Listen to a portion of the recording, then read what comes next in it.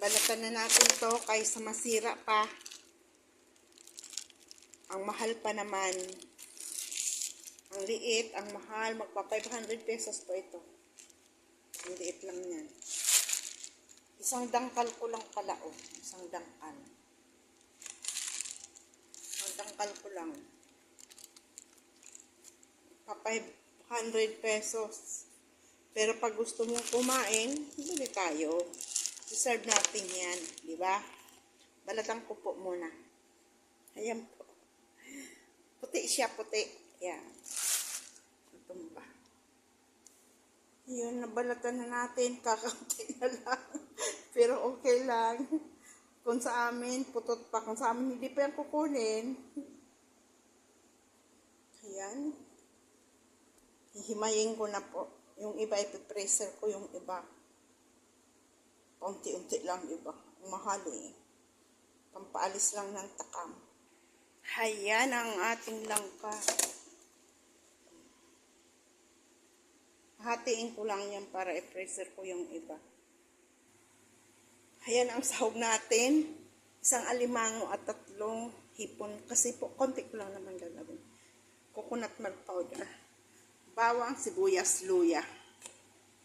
Lagyan ko na po, sinalo-halo ko na po. Tapos ito yung ano. Ang gagawin po natin, igigisa-gisa ko to kasi po, mas press sana yung gata. Kaso wala man tayo, kaya igisa-gisa muna na.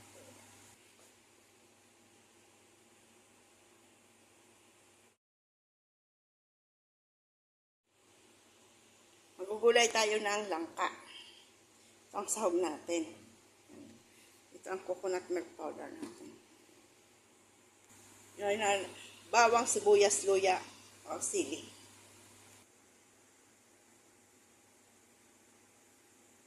Yan, mamaya po, ipapakita ko na lang sa inyo pag malapit na maluto. Basta igigisa-gisa ko po muna yan.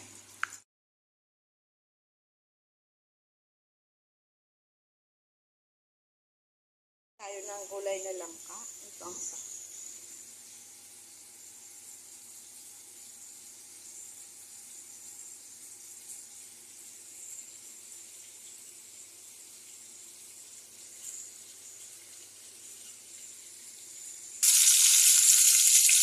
Gisa-gisa muna natin. Kasi ang ano natin hindi fresh. Para lumabas yung aromatic.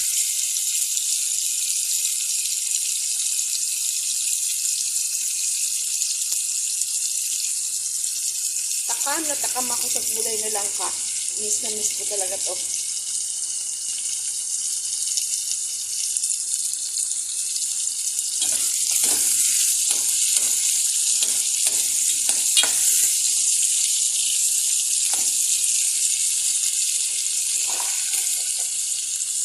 Yung feeling ko na sa Pilipinas lang naman ako. Kahit po mahal, paminsan-minsan bili tayo para po makatikim din tayo ng gusto natin. Deserve naman po natin yan kasi tayo naghahanap buhay. Sila nga po, diba, pag nagpadala tayo, gusto natin, kumain din sila ng masarap. Nabibili nila ang gusto nilang pagkain. Makita natin silang, ang mga anak natin, makita natin silang kumakain sa Jollibee. So, tingin ko, busog na ako. So, ano naman po natin ito? Deserve. Kahit mahal, ito tayo.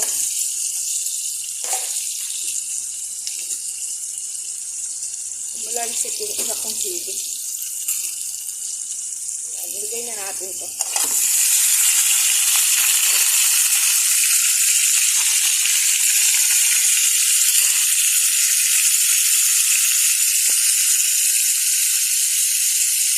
Ilagyan muna natin siya ng tubig para maluto muna yung kung ano ba, ano na lang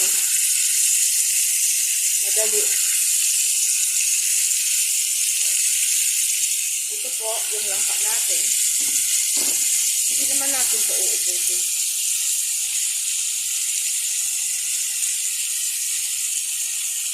Hati lang po ba? Tapos itong kalahati ilalagay ko rin ito sa freezer. Kasi, bihira ako makakita nito. Depende kung paglabas ng December, makakita akong langka. Sa city ko pa po kasi yung binili sa Food City pa. Wala ka dito makita niyan. Sa Philippine Market pa yan. Ibihira lang po tayo makapunta ng Philippine Market sa Food City. Ibihira lang. So, ano lang, para hindi tayo maano sa lasa. Makain natin yung gusto natin. Hati lang. Yan, nilagay ko na yung powder.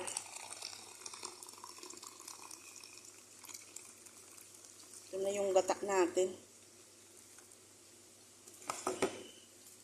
Sarap nyo ito, yung fresh na gata talaga. Kasi wala eh. Kaya yan na lang po pagtsutan natin.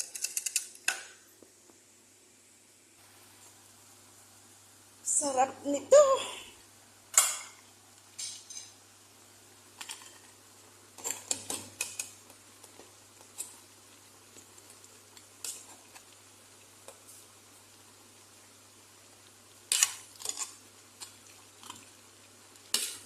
Konti yung gulay natin, pero okay lang yun.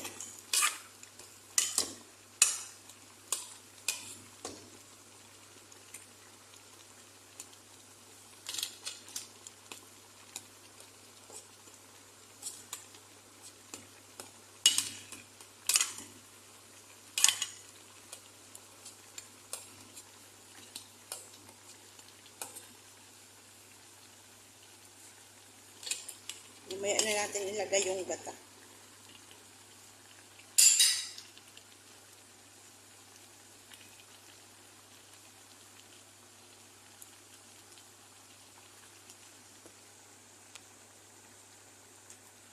Lagyan natin ng konting, totally po may sili na siya.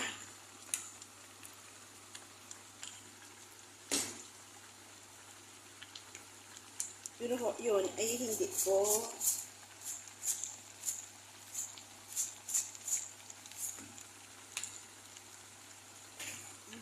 yun ikisain.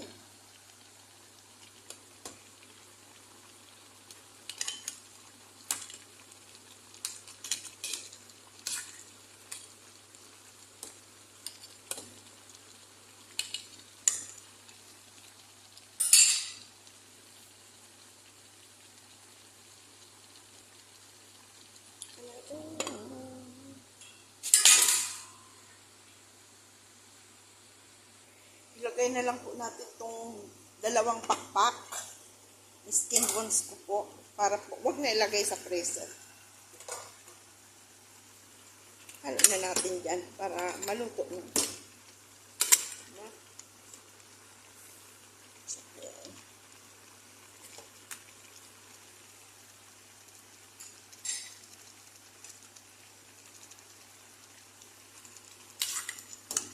Kulang naman ito kakain kaya sayang naman na ano pa yung ano kilit-kilit yung langka na nabili ko. Hindi katulad yung nabili ko noon. Malambot yun. Kailangan.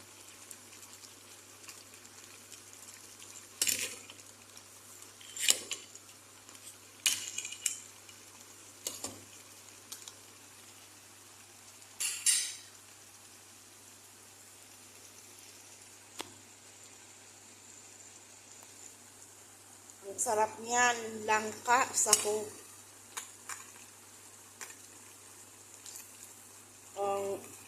alimasag at saka hipon.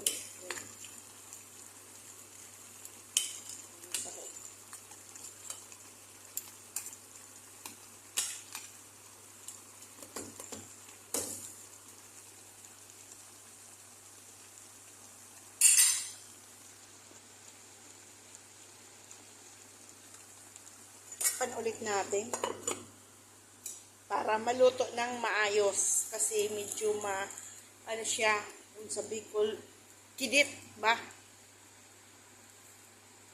para lumambot. Ilagay na natin tong gata.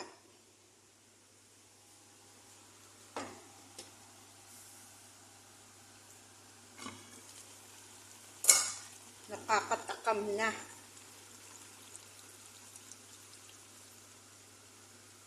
Para Parang napadami man ata yung tubig ko sa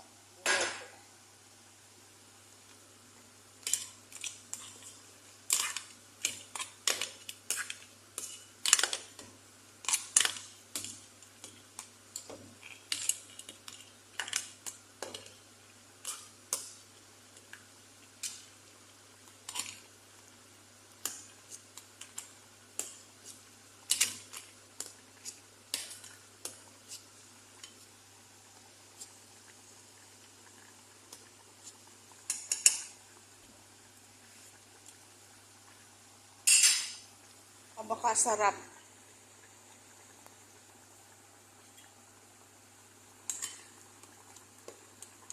Kasi wala siyang lasang sili. Gusto ko po kasi yung lasa lang.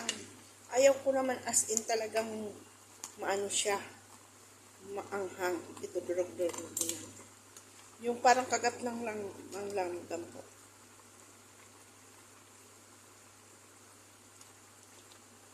Dati, hindi ho ako nagkakain na may sili. Nagaano man ako ng may sili, hugasan talaga yan. Nung napunta ako dito sa Kuwait, pag nagpupunta kami sa nanay niya, walang ulam. Nauubusan kami minsan ng ulam. Ang mga Indonesia, nagugulay siya ng repolyo, ginigisa, isang repolyo, tapos ang laki ng dalawang sibuyas na malaki. As in, sibuyas na lang ba? Tapos nilagyan nila ng hipon. I know. O, hipon yung heavy ba sa atin? Or yung dilis. Nagbibili kasing dry dilis doon sa nanay ng amo ko.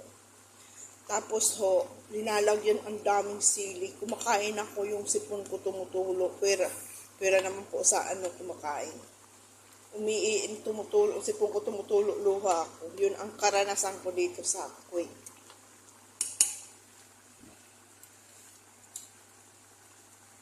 Hindi ka naman sanay magsili ng magsili. Kaya, hanggat sa natuto na lang po ako na magkain ng may sili.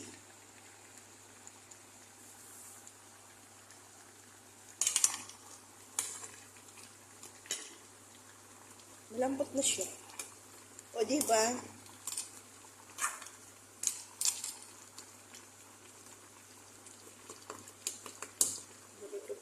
Durog-durogon natin itong isa.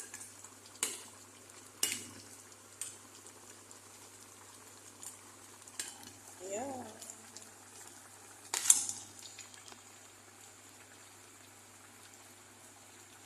Craving success na naman po tayo. Papa-only rice.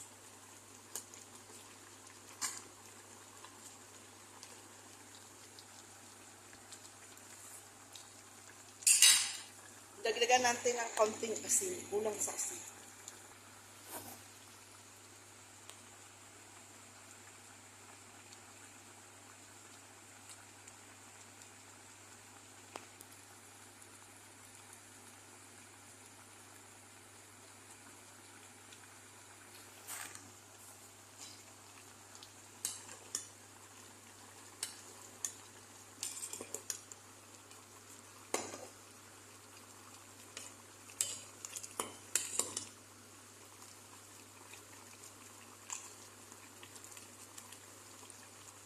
Natin.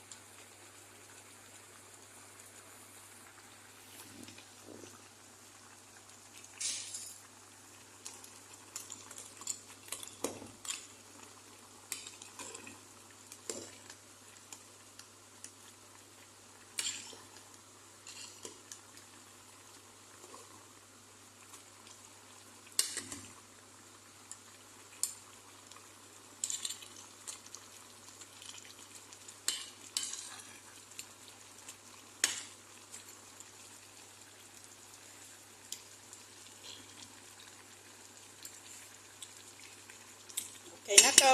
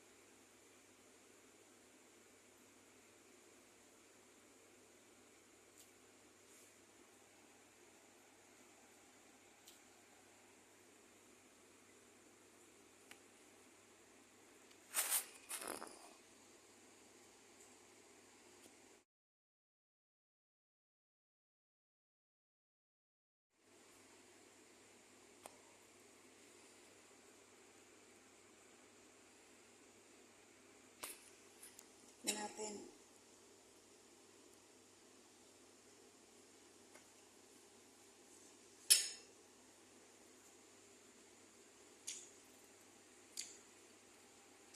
Ang sarap.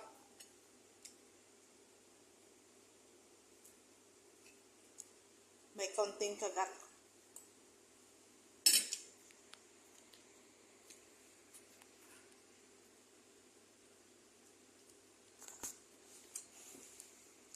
Gulay na lang ha.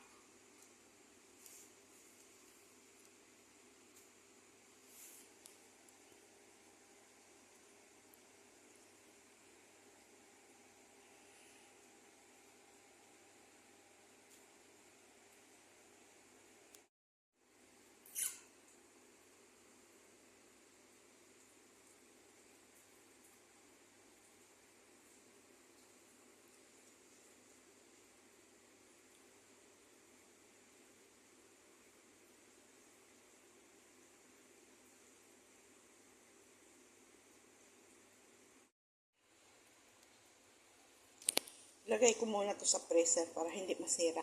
Diba? Para sa susunod naman may magulay.